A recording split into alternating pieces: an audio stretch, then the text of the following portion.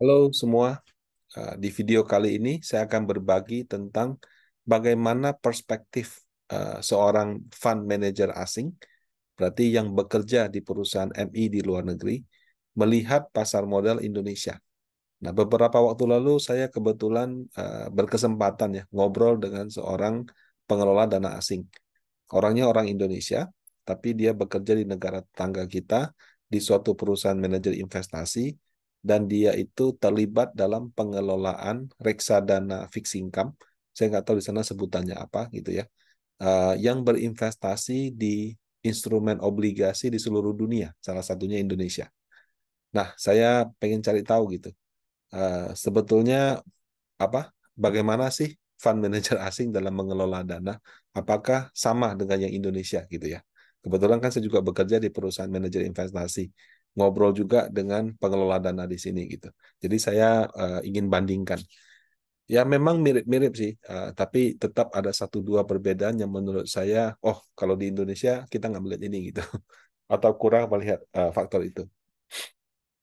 Nah, pendekatan manajer investasi itu ada top down, ada bottom up. Top down itu berarti dari makronya dulu, baru ke instrumennya. Kalau bottom up berarti instrumennya dulu, baru ke makronya.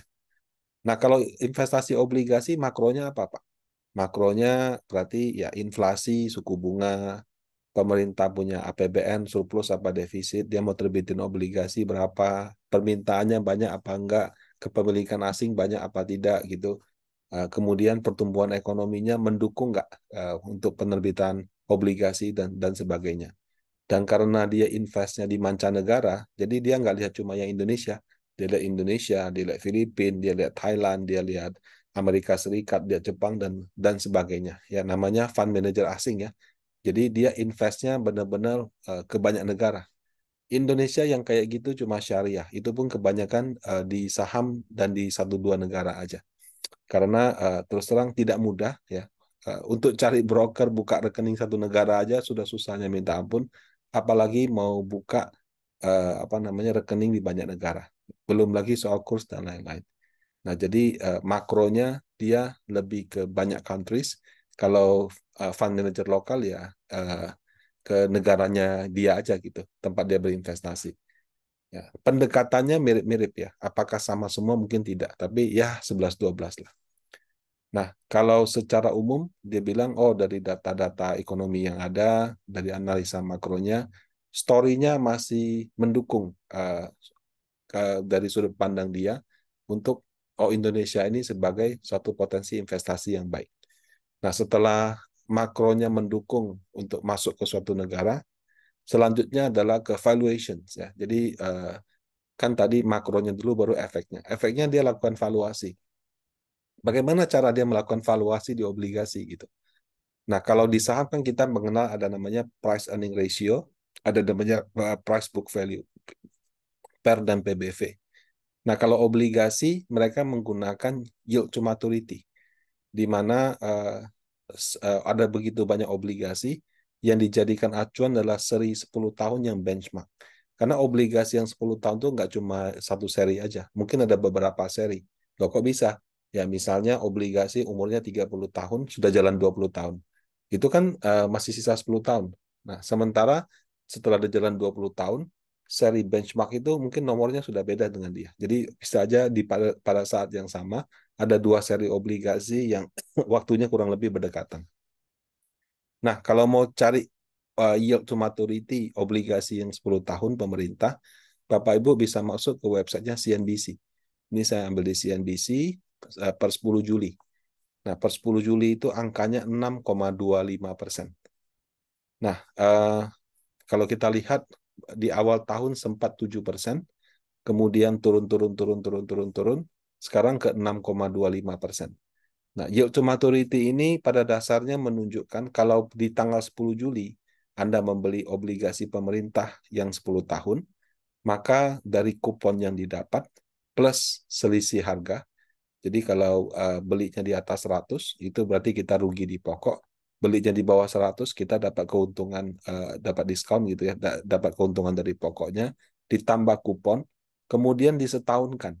Nah, itu sama dengan deposito yang memberikan bunga 6,25% per tahun selama 10 tahun. Nah, ini 6,25. Nah, dari sudut pandang investor, kalau saya bisa dapat yield tinggi, berarti saya cuan. Kenapa?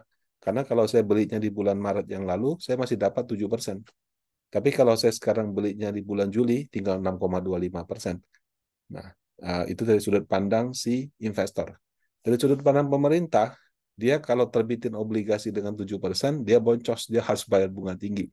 Tapi kalau dia terbitin obligasi di bunga 6,25, ya dia lebih untung. Kenapa? Karena biaya dananya lebih murah. Nah, jadi perspektifnya tentu sebagai investor, maunya dapat yield tinggi, pemerintah mau jualnya dengan yield yang murah. Nah, biasanya ketemu di tengah-tengah seperti itu. Nah, kalau yield 6,25 itu bagaimana Pak cara valuasinya? Taunya ini mahal atau murah bagaimana? Nah, macam-macam caranya. Ada yang pakai data historis. Ya, misalnya dia lihat X tahun ke belakang. 3 tahun, 4 tahun, 5 tahun, 2 tahun, 1 tahun, terserah gitu ya. Let's say ya, ini hanya let's say. Hypothetically, ya. Eh, data historisnya 6,7% misalnya. Jadi ini kalau dirata-ratakan, let's say ya 6,7. Nah, kalau misalnya average historisnya 6,7, maka kalau sekarang 6,2 mahal. Kalau dia sekarang 7,2 murah gitu. Jadi di compare dengan average historis, apakah lebih tinggi atau lebih rendah. Nah, cara baca yield ini terbalik sama PE ratio dan PBV. Kalau PE ratio kan makin tinggi makin mahal. Kalau yield to maturity makin tinggi makin murah karena dia memberikan imbal hasil yang tinggi. Kalau imbal hasilnya tinggi berarti harganya murah seperti itu. Nah, cara lain misalnya, oh Indonesia 6,2. Kita bandingkan dengan negara yang ratingnya sama, Indonesia itu triple B, kita compare sama negara yang ratingnya triple B juga, atau kita compare dengan negara dalam kawasan yang sama, misalnya di ASEAN, di Asia Timur atau Asia Pasifik. Apakah obligasi pemerintah 10 tahun itu ada yang sampai dengan 6,2%? Nah, kalau misalnya nggak ada, paling cuma 5,45%, berarti punya Indonesia mahal, murah. Tapi kalau misalnya ada negara tetangga kita yieldnya sampai 8%, punya kita mahal gitu. Nah, tapi terus terang cara ini saya lihat jarang orang pakai. Kenapa? Karena dari perspektif investor asing, uh, orang Indonesia itu melihat Sun sebagai instrumen yang sangat liquid. Fund manager lokal menganggap Sun sangat liquid. Mau jual Sun tuh gampang deh, jual ke bank, jual kemana gitu. Tapi di mata asing tidak gitu. Kenapa? Karena asing itu kalau jual atau beli obligasi, uangnya cross border, ya pindah antar negara seperti itu. Nah, ketika pindah antar negara, cross border seperti itu, kadang-kadang ada negara yang menerapkan atau impose limit. Wah, nggak bisa nih kalau kamu jual obligasinya negara A, uangnya kamu tarik ke negara asal kamu, jadi dia butuh dolar lebih banyak, mata uangnya jatuh, maka dia do something supaya saya nggak bisa jual banyak. Ya, jadi kadang-kadang asing itu memvalue dia punya NAV dalam dolar sehingga apa-apa mesti convert ke dolar. Sementara jual obligasinya tidak ada masalah, tapi ketika mengkonversi obligasi tersebut ke dalam kurs lokal, nah itu mungkin akan ada masalah. Jadi istilah asing itu restricted currencies. Jadi kalau currencies-nya tidak bisa di-convert dengan mudah atau di-convert tapi dengan rate yang tidak pasaran, nah itu menyebabkan mereka kurang nyaman. Jadi mereka anggap itu sebagai obligasi yang kurang liquid. Indonesia salah satunya. Ya, sampai saat ini masih ada investor asing yang menganggap obligasi Indonesia itu kurang liquid di mata mereka. Nah, selain dua cara di atas, jadi compare dengan data historis, compare dengan negara ASEAN atau Asia Timur gitu ya. Ada juga yang compare-nya dengan yield Sun 10 tahunnya Amerika Serikat. Kenapa Amerika Serikat? Karena Amerika Serikat itu risk free-nya mereka. Paling liquid. Mau beli yang 1 tahun, 5 tahun, 10 tahun gampang. Udah gitu mau beli jual juga gampang. Mata uangnya juga sama USD. Jadi mereka sangat comfortable atau sangat nyaman dengan yield Sun.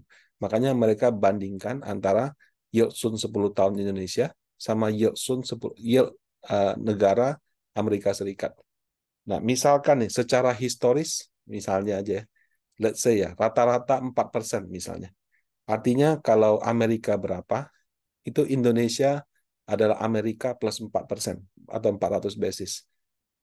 Maka kalau misalnya contoh ya, Amerika saat ini 4%, Indonesia 6,2. Kalau kita selisihkan itu 2,2%. Sementara historical wise itu 4%. Berarti mahal Bapak Ibu. Tapi kalau selisihnya kurang dari 4, dianggap murah. Nah, kalau ini saya dapat data dari highchart.com gitu ya. Di Google aja sih. Indonesia 10 tahun, Amerika 10 tahun. Nah, ini dia mencatat selisih antara obligasi 10 tahun Indonesia dikurangi Amerika dari tahun 2017 sampai dengan 2023 ini. Nah, kalau kita lihat dulu bahkan sampai hampir 6%, kemudian keempat, kemudian kelima 6%, sempat tertinggi waktu itu sampai mungkin 7-8% waktu COVID, setelah marketnya normal, ya sekarang selisihnya 2. Ya. Jadi kalau misalnya yang ini kita kesampingkan, ya sebetulnya 4 sampai 6.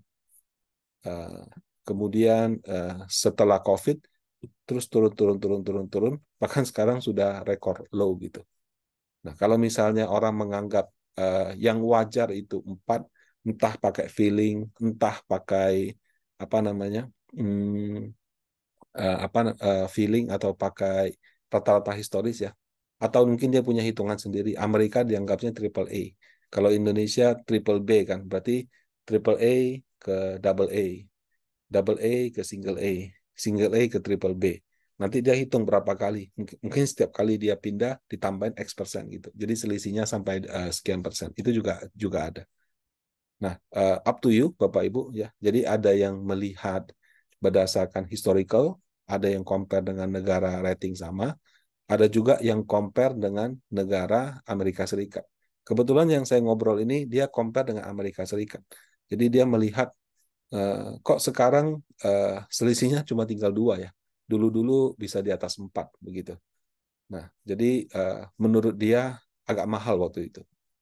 Nah, memang sih secara umum, apakah fund manager Indonesia juga melihat ini? Ada. Kita di Indonesia juga melihat data ini. Kenapa? Karena memang betul kepemilikan dana asing makin hari makin kecil. Tapi transaksi mereka aktif, sehingga suka tidak suka mereka menggerakkan pasar. Cuman sudah tidak seperti dulu. Dulu itu benar-benar mereka yang gerakkan. Sekarang banyak bank itu standby untuk beli, dana pensiun standby untuk beli, asuransi juga. Udah gitu investor retail pun sekarang sudah bisa beli Sun. Jadi kalau misalnya terjadi penurunan yang signifikan, investor lokal banyak yang menampung seperti itu. Nah, kalau buat asing, mereka sangat memperhatikan. Kenapa? Karena mata uangnya sama, Bapak Ibu. Kenapa orang Indonesia atau reksadana Indonesia nggak ada yang beli yield Sun Amerika Serikat? Setahu saya sampai sekarang nggak ada. Ya, kalau orang-orang yang di luar negeri bisa beli yield treasury, yield Amerika dengan, membeli surat utang Amerika dengan gampang, tidak dengan Indonesia. Pertama, obligasi dolar yang tersedia di Indonesia itu adalah seri Indon. Ya. Jadi Indon itu adalah obligasi negara yang diterbitkan dalam mata uang US dollar. Korporasi ada satu dua, PLN contohnya, kalau nggak salah namanya pakai Gajah Mada atau apa. Nah itu ada juga yang dolar, tapi sangat tidak liquid, bukan bukan sangat tidak liquid lah, susah untuk mencari marketnya. Jadi di Panin ada Panin Dana USD, kebijakannya 65-75% di obligasi US dollar. Nah itu kalau saya ngobrol dengan fund manager katanya saya terus terang agak susah cari obligasinya. Jadi tidak begitu aktif. Maksudnya kalau ketika ada orang redeem atau orang subscribe, ketika dia punya bobot sudah di level yang dia mau ya, misalnya dia mau di 70 sampai 75, sekarang sudah 73. Nah, kalau ada fresh fund masuk, biasanya dia taruhnya di pasar uang. Kenapa? Karena kalau dikit-dikit mau beli obligasi susah. Nanti kalau dia ngepas, dia mau jual dikit-dikit juga agak susah. Jadi dia lebih prefer sisanya yang 25-30% itu dibelikan, kalau nggak saham ditaruhkan deposito dolar seperti itu. Nah, kemudian yang kedua, pajak Bapak Ibu. Kalau perusahaan atau perorangan Indonesia membeli surat hutang Amerika Serikat, mau belinya di Singapura, ya, mau belinya di Malaysia atau di Jepang, di Hong Kong, pokoknya dianggap itu investasi luar negeri. Begitu investasi luar negeri, maka kena tarif pajaknya progresif. Kalau perorangan sekarang sampai dengan 35%, kalau perusahaan sampai dengan 22%. Nah, kalau kita beli obligasi Indon, nggak kena pajak. Kita beli obligasi Sun, itu kenanya 10%. Gitu. Nah, jadi menurut saya pertimbangan pajak itu membuat orang mungkin mikir-mikir lah, selain aksesnya juga susah gitu kan. Nah, kemudian yang ketiga, biasanya bank itu juga big player kalau untuk obligasi. Nah, di Indonesia itu deposito dalam dolar itu bunganya kecil. Kenapa? Karena kredit dolar juga sangat sedikit. Orang Indonesia kalau mau pinjam uang dolar itu pinjamnya sekalian di bank luar negeri. Jadi dia tidak pinjam dengan bank di dalam negeri. Nah, karena bank dalam negeri, kalaupun ada dolar, kreditnya dalam bentuk rupiah, biasanya deposito dolarnya kecil. Nah, oleh karena mereka punya dolar sedikit, beli instrumen dolar juga jarang, Bapak Ibu. Makanya agak susah memang mencari obligasi dolar di Indonesia. Yang negara aja sudah susah, apalagi yang negara lain. Nah, yang keempat tadi yang saya sempat singgung, ada resiko kurs. Ya, kalau kita punya reksadana mata uangnya rupiah, kita beli obligasi Sun FR rupiah, tidak ada resiko kurs. Resikonya paling naik turunnya harga. Lain kalau orang investor luar negeri yang dia punya NAB-nya dalam dolar, beli FR. Karena mereka belinya memang banyak yang seri FR gitu. Nah, ketika mereka membeli seri FR, kan modalnya dolar, belinya rupiah. Nah, mereka akan mempertimbangkan gitu ya, kalau nanti di-convert balik untung atau rugi gitu. Nah, jadi saya kasih gambarannya. Misalnya awal tahun mereka beli 1 juta dolar dengan kurs 15.000. Nah, waktu mereka beli Sun, ya selama 1 tahun dari kupon sama capital gain-nya dapat 10%. Katakan kuponnya mungkin 6%, capital gain-nya 4.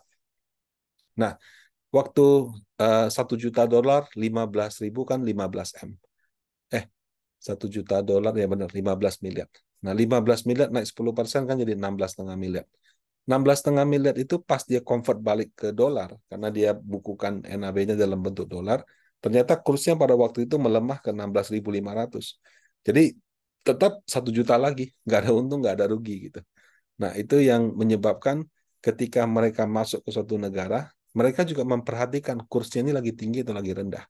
Beda sama orang Indonesia. Kalau kita beli mata uangnya sama, nggak terlalu penting kursnya tinggi atau rendah. Yang penting harga aset dasarnya naik. Kalau buat investor asing tidak. Jadi faktor ini saya lihat yang tidak ada di Indonesia. Kenapa? Karena fund manager kita tidak terpapar pada resiko kurs. Sementara fund manager asing ketika membeli obligasi rupiah terpapar pada resiko kurs. Nah, di luar negeri itu sekali lagi mereka bisa invest ke banyak negara, bisa invest ke Amerika Serikat. Nah, kalau misalnya mereka tidak mau kena resiko kurs, tinggal beli aja obligasi yield treasury-nya Amerika Serikat gitu ya. Nah, apalagi dengan kenaikan Fed Fund Rate, yield Amerika Serikat semakin tinggi, jadi ibaratnya dia bisa dapat obligasi dolar ya dengan imbal hasil yang semakin tinggi juga gitu. Nah, ibaratnya kalau sekarang Fed Fund Rate-nya sudah 5,25, kalau dia beli Sun-nya US itu bisa 4-6% selama mungkin 10 tahun ke depan. Ya, ibaratnya ongkang-ongkang kaki saja itu targetnya udah tercapai. Karena mungkin target return mereka dalam dolar juga tidak tinggi. Nah, ngapain jauh-jauh masuk ke Indonesia, masuk ke Thailand, masuk ke Filipina dengan resiko kurs, biarpun kuponnya tinggi, belum tentu di convert balik itu juga kursnya juga untung.